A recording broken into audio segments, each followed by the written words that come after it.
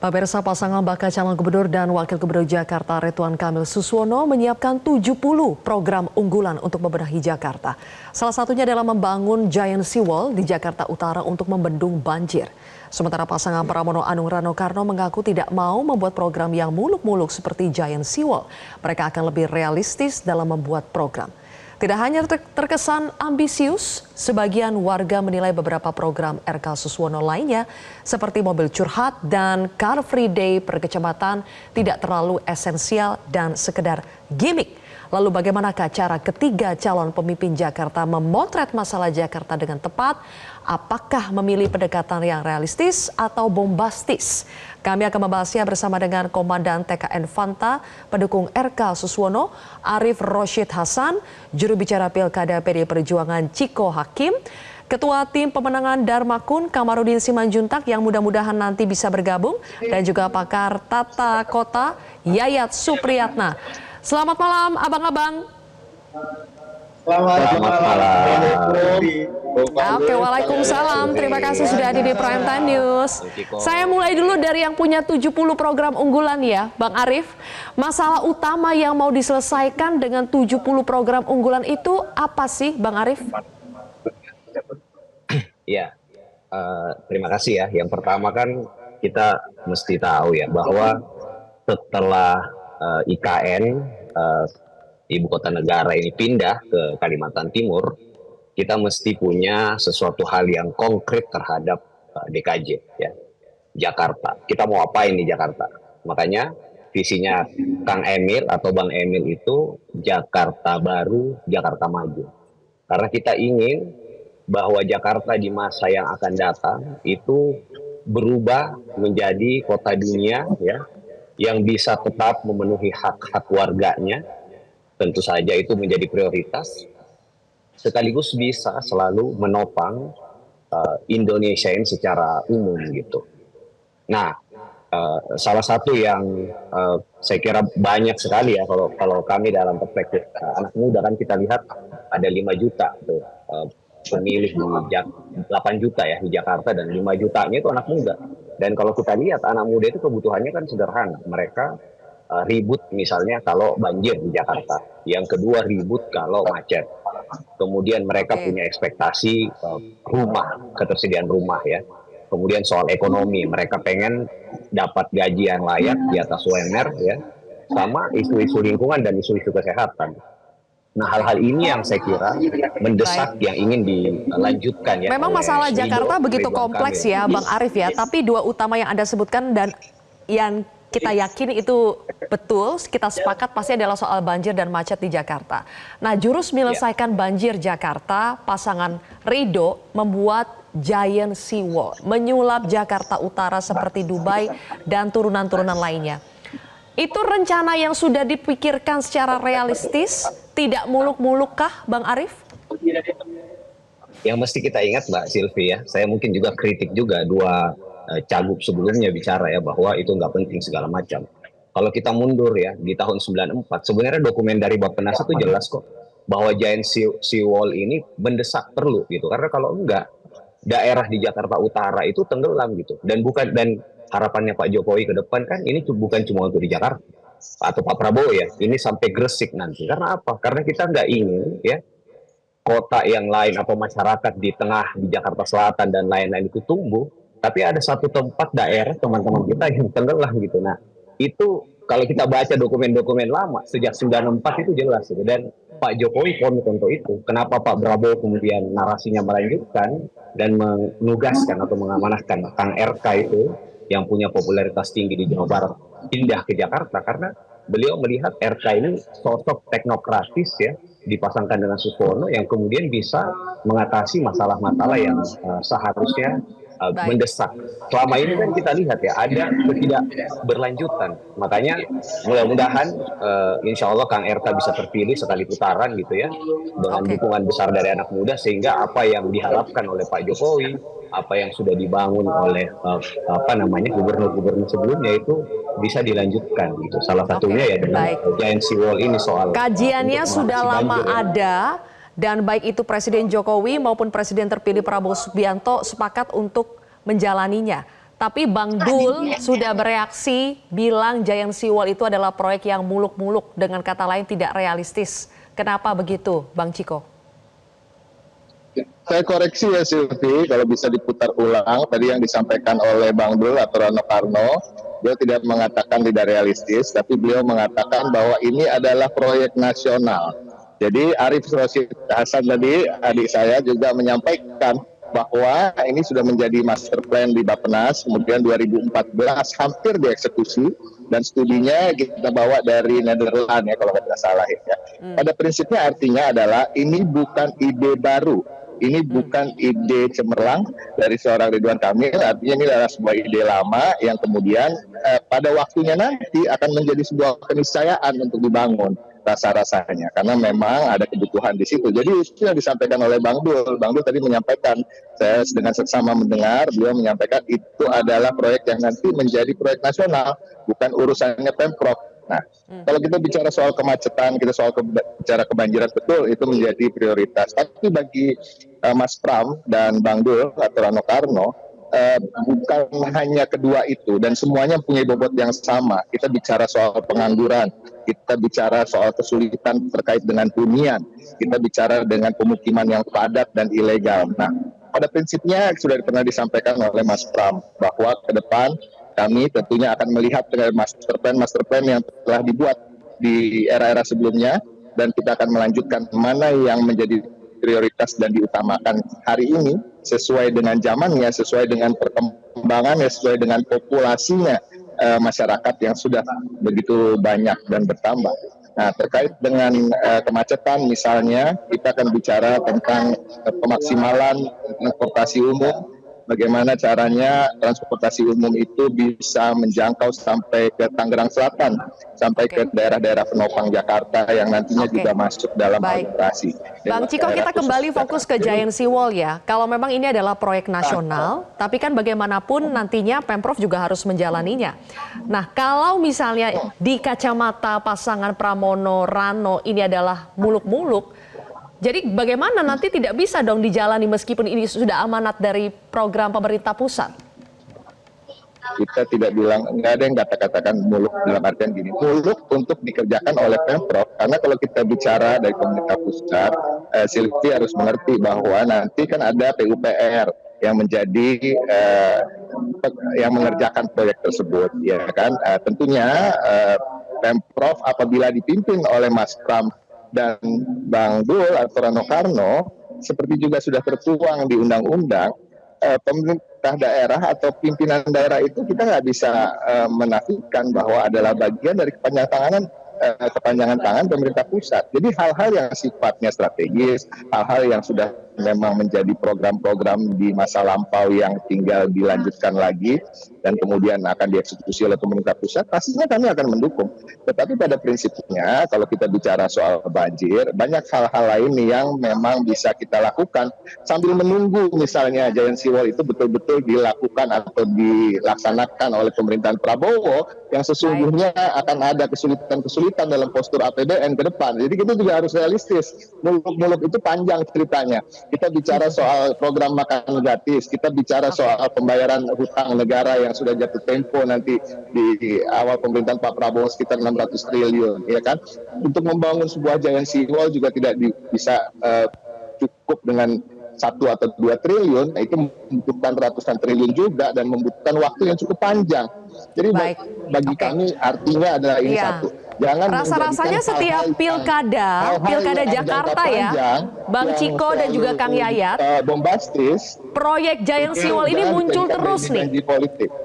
Saya akan tanya ke Kang Yayat sekarang. Pembangunan mega proyek Giant Sea Wall digagas sejak era Fauzi Bowo menjadi gubernur DKI. Ditolak Anies Baswedan. Setiap ada pencalonan Jakarta itu muncul lagi soal realisasi Giant Sea Wall.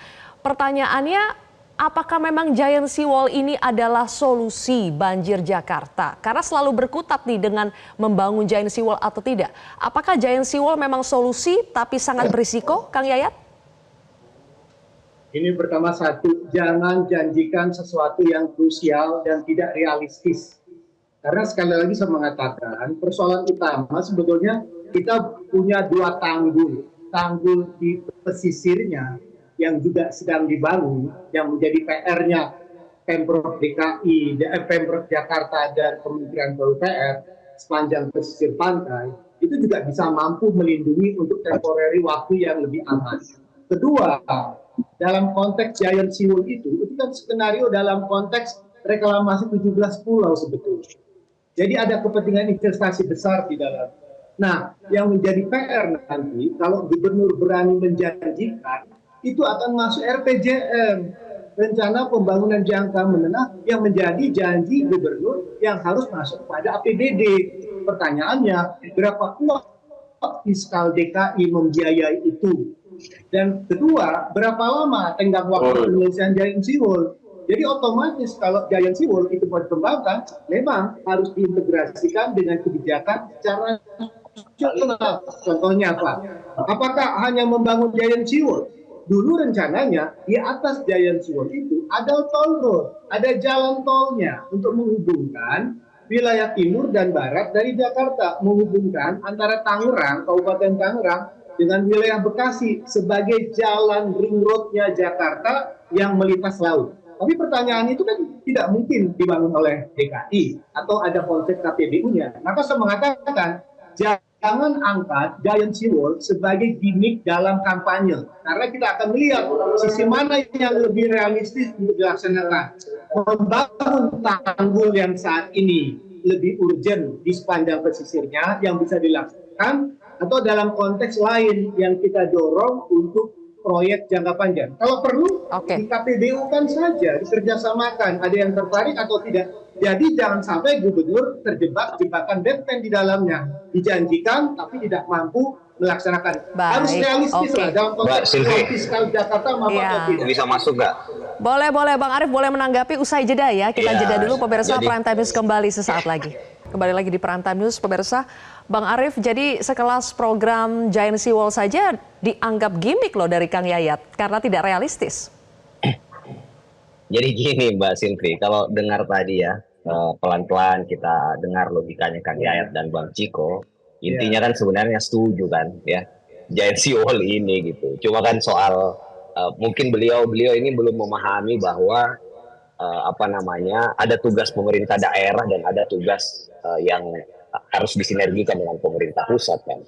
Karena kalau kita lihat data-datanya ya, mungkin Kang Yayat lupa baca ini ya. Kalau dibilang gimmick, sebenarnya udah jalan kan. Di tahun 2022 aja udah 7 lokasi tuh yang sudah dibangun Giant Seawall ini. Jadi ini sebenarnya bukan sesuatu yang gimmick atau nggak jalan, tapi udah jalan sebenarnya kan.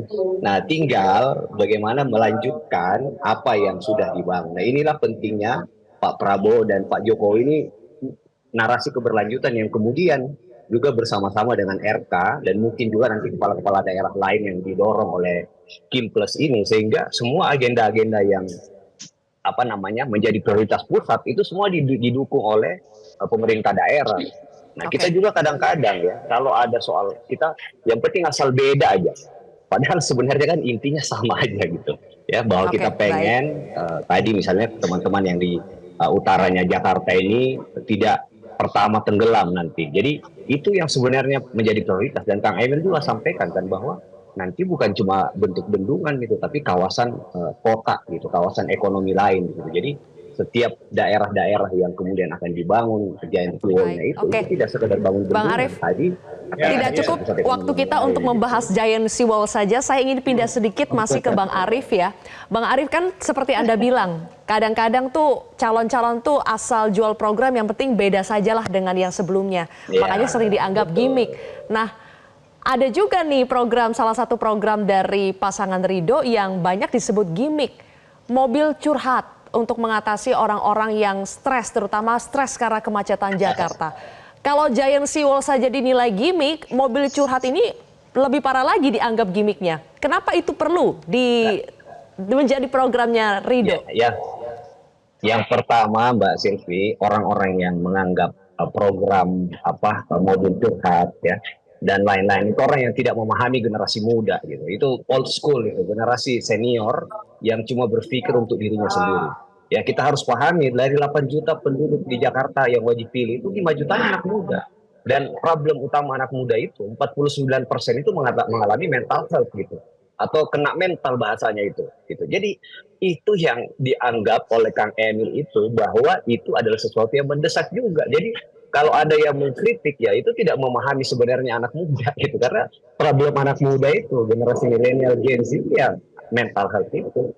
Jadi itu kenapa penting ya program-program seperti mobil curhat itu, karena kita pengen Baik. ke depan para psikolog, para kata Kang Emil itu kan ustadz juga terlibat itu pada saat anak-anak muda ini mengalami masalah. Karena tadi 49% anak muda itu mengalami mental health gitu. Jadi Baik. itu sebenarnya kenapa kita pengen menjadikan itu sesuatu yang prioritas gitu. Iya, iya. Dan secara spesifik juga selain untuk berusaha meraih simpati anak muda, yang sedang dilakukan oleh para calon di Jakarta juga berusaha untuk meraih simpati dari para The Jackmania ini, Bang Ciko.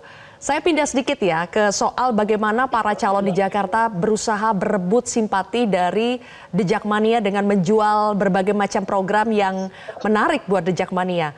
Apakah perlu sebegitunya? Apakah memang melihat The Jackmania ini sangat potensi massa yang sangat besar untuk digarap di Jakarta?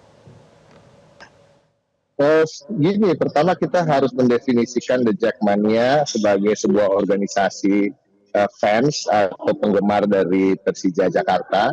Dan juga kita juga bisa melihat Jackmania secara umum yang bisa kita artikan sebagai fans dari Persija Jakarta yang sebagai kebanggaan masyarakat Jakarta. Dan ini tidak terbatas dari orang-orang yang memegang kartu tanda anggota Jackmania, The Jack, gitu misalnya. Artinya memang tidak salah apabila para paslon tentunya berusaha untuk merebut hati para penggemar sepak bola, khususnya Persija Jakarta. Dan ini juga saya rasa ibu-ibu yang tidak tergabung dengan Jackmania ketika menonton bola, bila ada pertandingan antara Persija melawan Persib misalnya, dia akan bersorak untuk kemenangan Persija Jakarta. Jadi artinya ini satu hal yang sangat penting.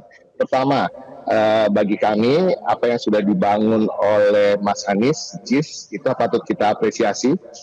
Tapi tentunya ada hal-hal yang nanti perlu kita lanjutkan lagi. Kita perlu lebarkan lagi.